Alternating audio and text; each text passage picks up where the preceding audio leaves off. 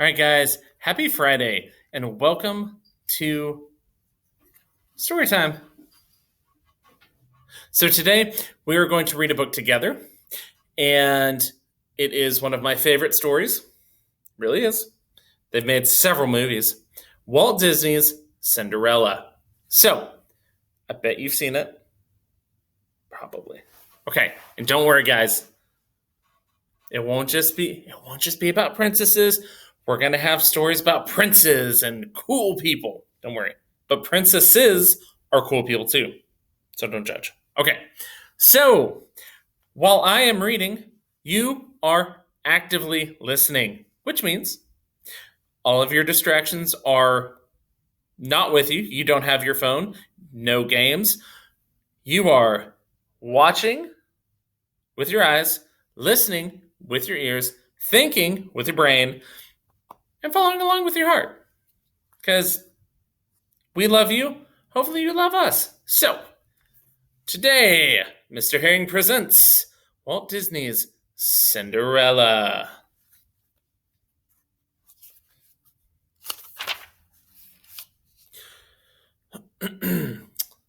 Get to my reading voice. Once upon a time, there lived a kindly gentleman. He had a fine home and a lovely daughter, and he gave her all that money could buy: a pony, a puppy named Bruno, and many beautiful dresses. But the little girl wished for a mother and for children to play with. So her father married a woman with two daughters of her own. Now, he thought, his daughter had everything to make her happy. But alas, the kindly gentleman soon passed away, and his second wife was harsh and cold to her lovely stepdaughter. She cared only for her two daughters. Everyone called the stepdaughter Cinderella now, since she sat by the cinders to keep warm, as she worked hard, dressed only in rags. But Cinderella was not sad. She made friends with birds who flew to her windowsill. And her best friend of all were, guess who? The mice. The mice lived in the attic with Cinderella. She made little clothes for them and gave them all names, and they thought Cinderella was the sweetest girl in the world.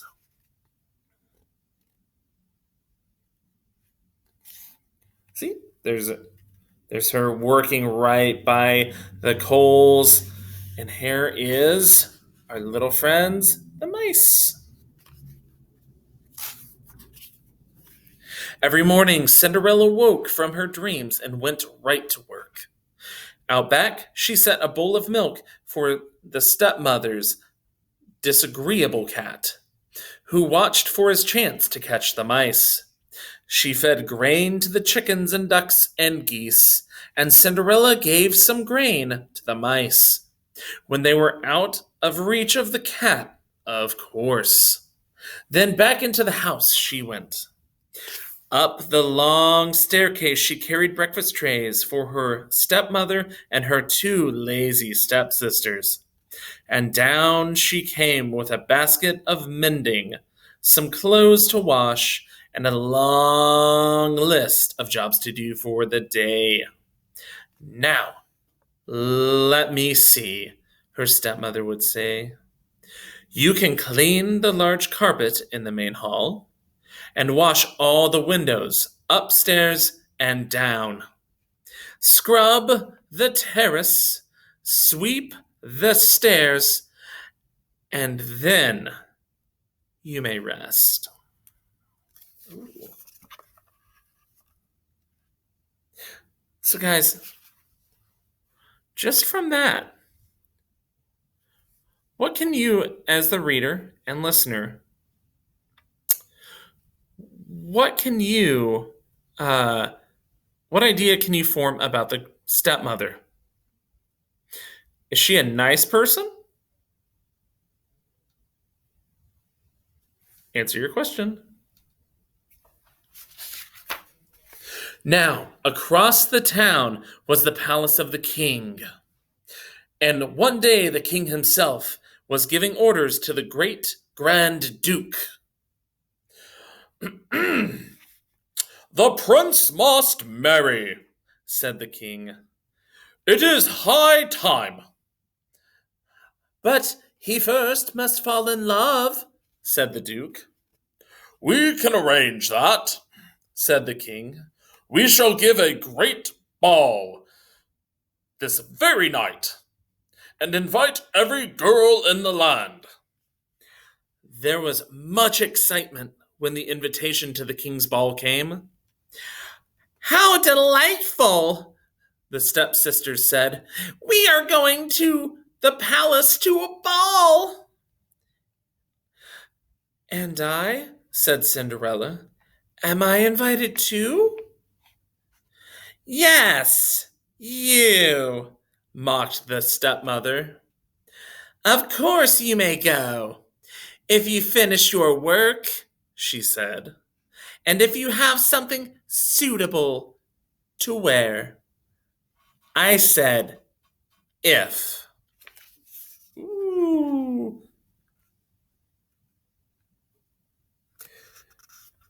There's Cinderella, hard at work. Here's the king, and here's the Grand Duke. What do you think of Cinderella's stepmother now? Cinderella worked all day long. She did not have a moment to fix herself up or to give thought to a dress. Why, Cinderella, you are not ready, said her stepmother when the coach was at the door. What a shame. Poor Cinderella. But when she got to her room, she saw that her little friends had not forgotten about her. They had been gathering discarded items from the stepsister's room to fix a party dress for her. Oh, lovely! How lovely! She cried. She looked out the window. The coach was still there, so she started to dress for the ball. Look at that. We have her bird friends helping her with her ribbon and her hair. Here are her little friends, the mice, who have put together this awesome dress for her, right? Doesn't she look so pretty? After she worked all day to go to this ball. Wait, cried Cinderella. I am coming too. The stepmother and her daughters all turned at the sound of Cinderella's voice. My beads, cried one stepsister. And my ribbon, cried the other. And those bows, you thief, those are mine. So they ripped and they tore at the dress until Cinderella was in rags once more. And then they pranced off to the ball. Pranced means they walked very prettily, not like Mr. Herring. Poor Cinderella! She ran to the garden and wept as if her heart would break. But soon she felt someone was beside her.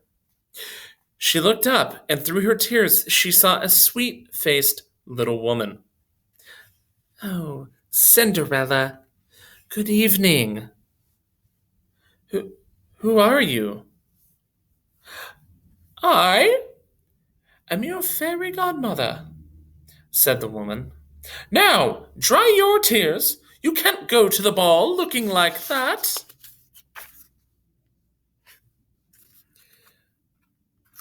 This is when they were not happy that Cinderella looked ready for the ball. They were not happy with that.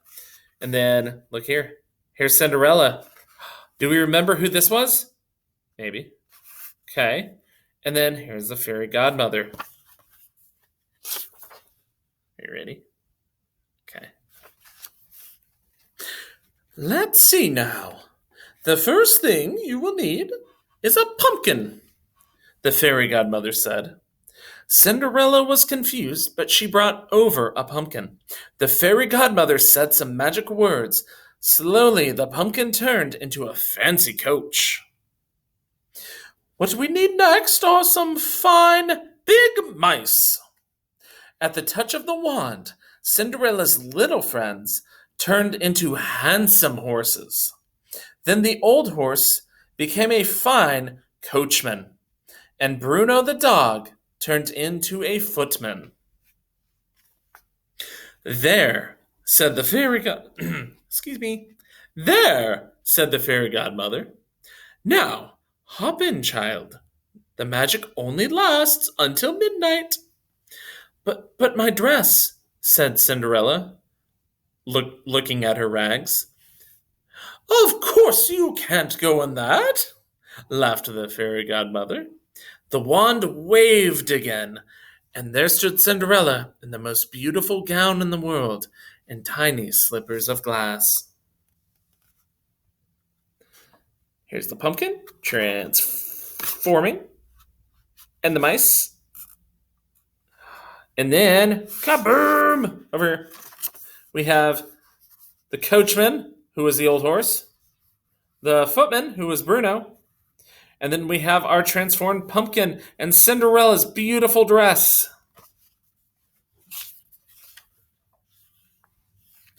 The princess's ball, or the princess's... Mr. Herring in words. Sorry. Let me start over. The prince's ball was underway. As soon as Cinderella appeared in the doorway, the prince walked over and asked her to dance. The king motioned to the musicians, and they struck up a dreamy waltz. The prince and Cinderella swirled across the dance floor, and the king went happily off to bed.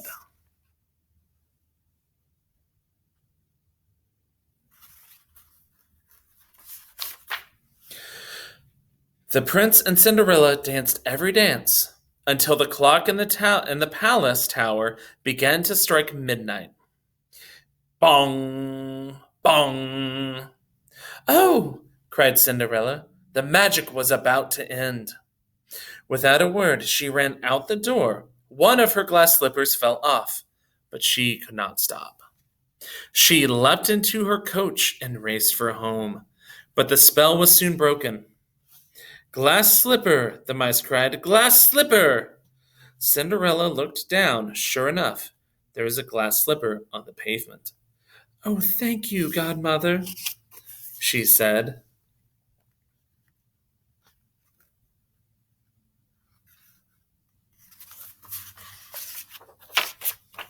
The next morning, the king learned that the prince wanted to marry the slipper's owner. Find her! Scour the kingdom, but find that girl! He shouted to the duke. News of the duke's search ran on ahead, and the stepmother dressed her ugly daughters, hoping that one of them would be the prince's bride. Did he dance with them? Let's stop and think. How many girls did the prince dance with? Can you answer that question? We read it.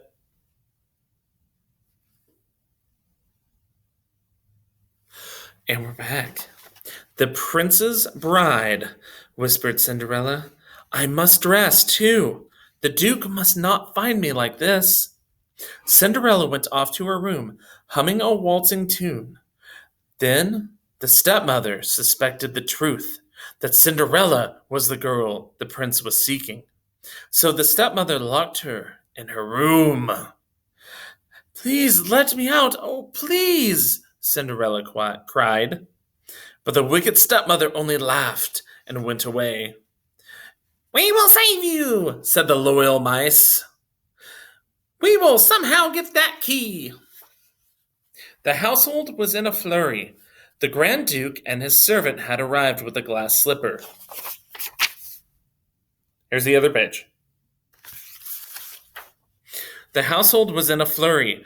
The Grand Duke and his servant had arrived with a glass slipper.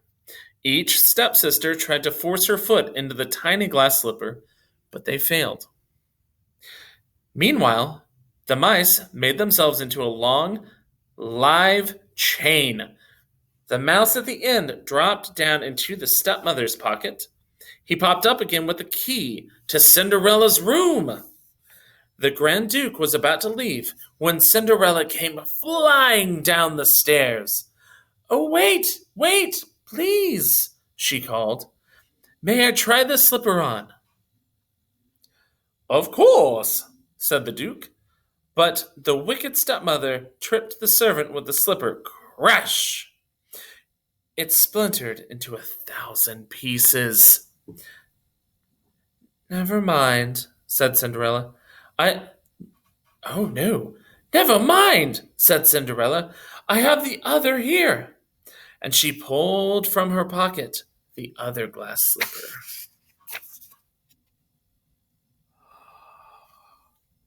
Ooh.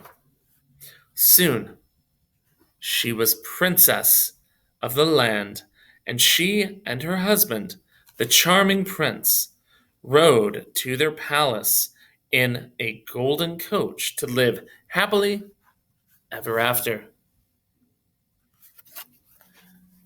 Thank you for listening. I have one final question. What do you think the author's purpose was in writing this? Was it to persuade? Was it to inform? Or was it to entertain? Let's find out. Thank you.